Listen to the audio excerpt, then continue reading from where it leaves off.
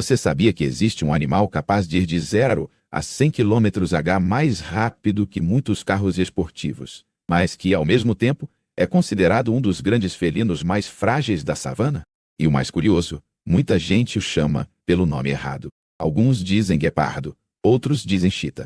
Mas será que estamos falando de dois animais diferentes ou de um só com nomes diferentes? E mais importante ainda, como esse felino consegue ser tão rápido e, ao mesmo tempo, tão estratégico na hora de caçar?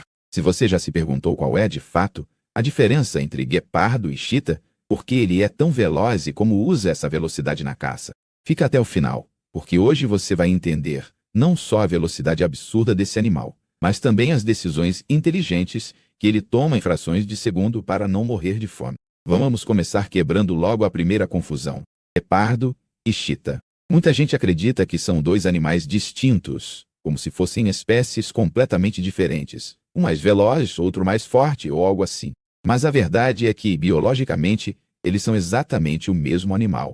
Acinonyx jubatus. Guepardo é o nome mais usado em português, vindo do termo guépard em francês, enquanto chita vem do inglês cheetah, que tem origem na palavra do indchita, que significa algo como pintado ou manchado. Então, por que parece que, em alguns lugares, falam da chita como se fosse outra coisa? Simples. É uma questão cultural e de tradução. Em documentários em inglês, você sempre vai ouvir chita. Em muitos conteúdos brasileiros, especialmente os traduzidos, esse cheetah virou chita.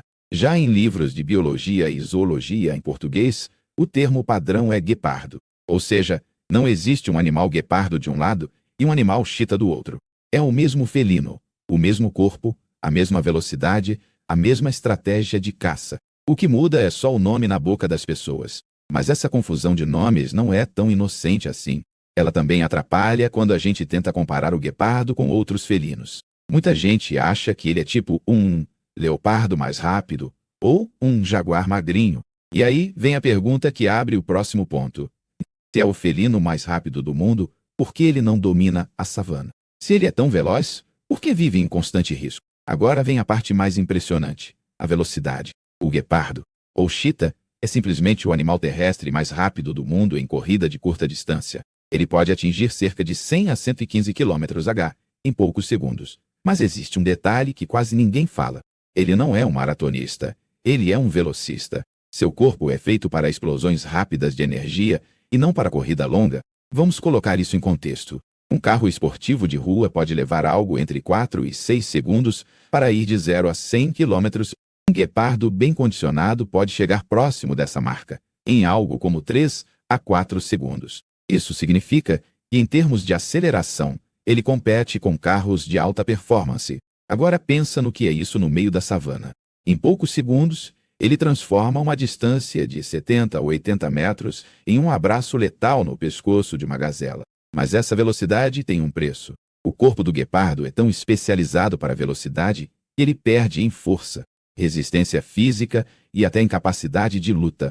Ele tem músculos mais finos, ossos mais leves, peito relativamente estreito se comparado a leões ou tigres. Ele não foi criado pela evolução para brigar. Ele foi criado para chegar primeiro, pegar a presa e sair rápido dali. E isso explica por que, apesar de ser tão rápido, ele não é o rei da savana. Se você ainda está comigo, agora vem a parte mais surpreendente. A velocidade máxima do guepardo quase nunca é usada. Em muitas caçadas observadas, ele corre muito rápido, sim, mas dificilmente atinge o limite absoluto. Por quê? Porque quanto mais perto da velocidade máxima ele chega, mais rápido o corpo entra em superaquecimento. Ele pode ficar exausto em menos de 1 minuto. Depois de uma perseguição intensa, ele precisa de vários minutos para se recuperar. E nesse tempo, está vulnerável. Isso nos leva a outra pergunta importante que vamos responder em seguida. Se ele não pode correr sempre no máximo, como é que ele organiza a caçada para precisar da velocidade só na hora mais decisiva? Antes de entender a estratégia de caça, você precisa enxergar o guepardo como uma máquina de velocidade. Cada parte do corpo dele conta uma história de adaptação. Começando pela coluna vertebral, ela funciona quase como uma mola gigante.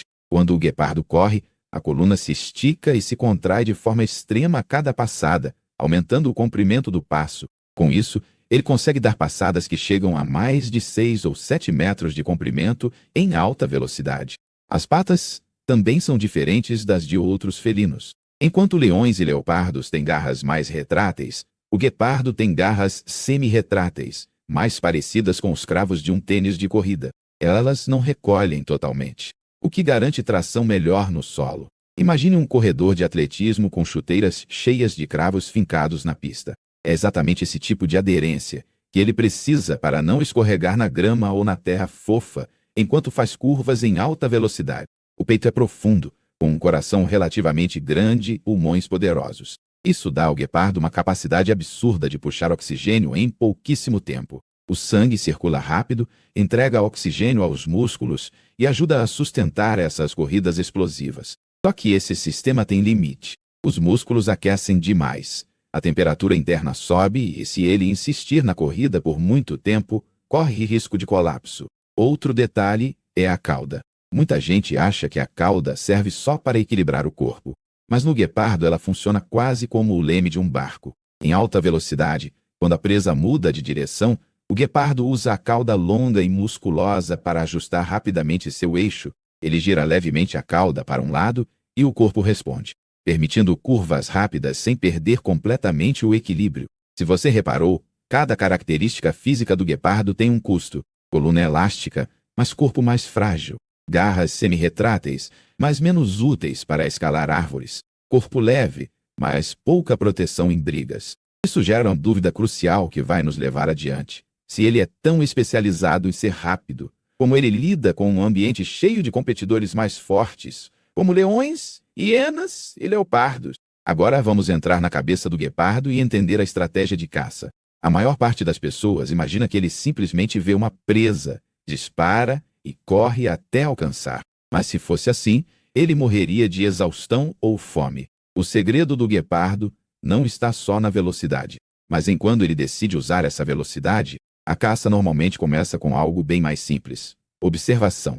O guepardo passa um bom tempo analisando bandos de gazelas, impalas ou outras presas potenciais. Ele não escolhe qualquer alvo. Ele procura por indivíduos mais jovens, distraídos, feridos, ou que estejam um pouco afastados do grupo.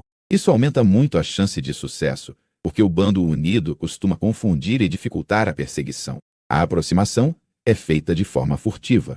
Ao contrário de um leão, que às vezes usa a força de grupo para cercar a presa, o guepardo caça, na maior parte das vezes, sozinho ou em pequenos grupos familiares, como irmãos machos que permanecem juntos. Ele avança abaixado, aproveitando a vegetação, colinas baixas e qualquer cobertura disponível. O objetivo é chegar o mais perto possível sem ser visto, reduzindo a distância que ele terá que correr na explosão final. O momento do disparo é crítico. Se ele sair correndo cedo demais, a presa tem mais tempo para reagir, ganhar velocidade e mudar de direção. Se ele esperar demais, pode ser visto e o bando inteiro foge. Então, ele toma uma decisão em poucos segundos. Ou aproveita uma brecha de distração, ou espera outro momento melhor. Quando ele finalmente dispara, a estratégia muda completamente. A corrida não é uma reta simples. Ele lhe prevê as curvas da presa, tenta cortar o caminho e antecipa as mudanças de direção. Se você ainda está aqui, presta atenção agora, porque essa é uma das partes mais interessantes. O guepardo muitas vezes não mira onde a presa está, mas onde ela vai estar. Ele calcula de forma instintiva a trajetória futura. Isso é o que diferencia uma perseguição fracassada de um bote perfeito. Ao se aproximar, ele tenta desequilibrar a presa com um toque na parte traseira ou lateral, derrubando-a. Depois, finaliza com uma mordida na garganta para sufocamento. Mas aí entra o problema que abre uma nova questão. Mesmo depois de todo esse esforço, esse show de velocidade e estratégia, o guepardo ainda corre o risco de perder a refeição para outros predadores. Como ele lida com isso? E por quê? Mesmo sendo tão eficiente individualmente, ele ainda é um dos grandes felinos mais vulneráveis da África. Um dos grandes paradoxos do guepardo é justamente esse. Ele é extremamente eficiente em capturar a presa, mas nem sempre em mantê-la. Um leão, quando derruba uma zebra, dificilmente perde essa refeição para outro animal, a não ser um grupo grande de hienas muito ousada. Já o guepardo, por ser mais leve, menos robusto e menos agressivo, frequentemente é intimidado por outros predadores. Imagine a cena. Ele já está exausto depois da corrida, ofegante, com o corpo superaquecido. Ele finalmente derruba uma gazela, começa a comer e em poucos minutos aparece uma hiena. Sozinha, às vezes ela já é suficiente para expulsar o guepardo. Em grupo então, nem se fala. Leões também podem roubar suas caças com facilidade.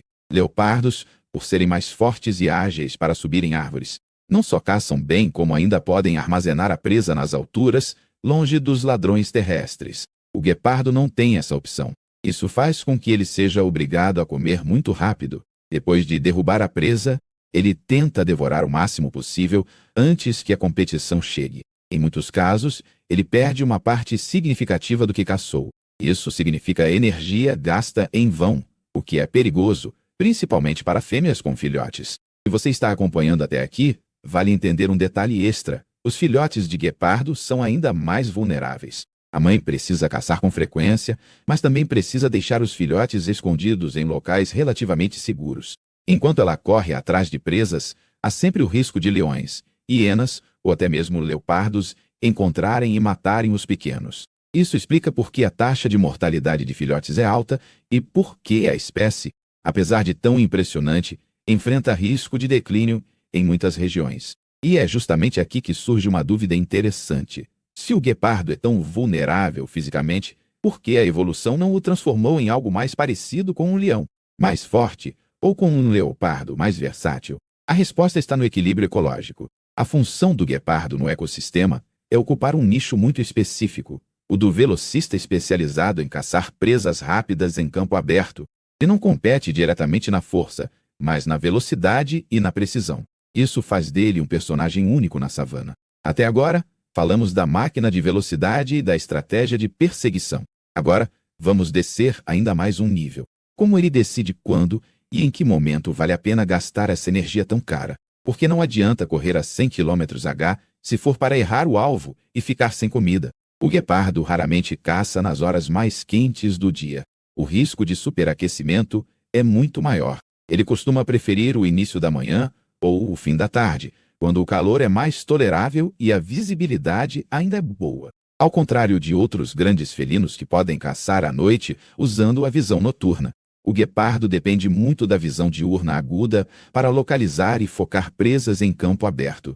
Sua visão é extremamente apurada, capaz de detectar pequenos movimentos a longas distâncias. As famosas linhas de lágrima escuras que descem dos olhos até a boca ajudam a reduzir o reflexo da luz do sol, como se fossem uma pintura de jogador de futebol americano.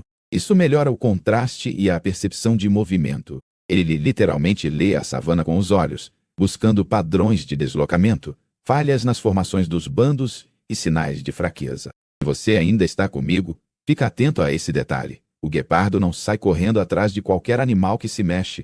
Ele faz algo que lembra uma análise de risco e recompensa. Ele observa o tamanho da presa, a distância até ela, o terreno entre eles, a presença de outros predadores por perto e até o cansaço próprio. Se o esforço parecer muito alto para a chance de sucesso, muitas vezes ele simplesmente desiste antes mesmo de tentar. Durante a perseguição, ele continua recalculando.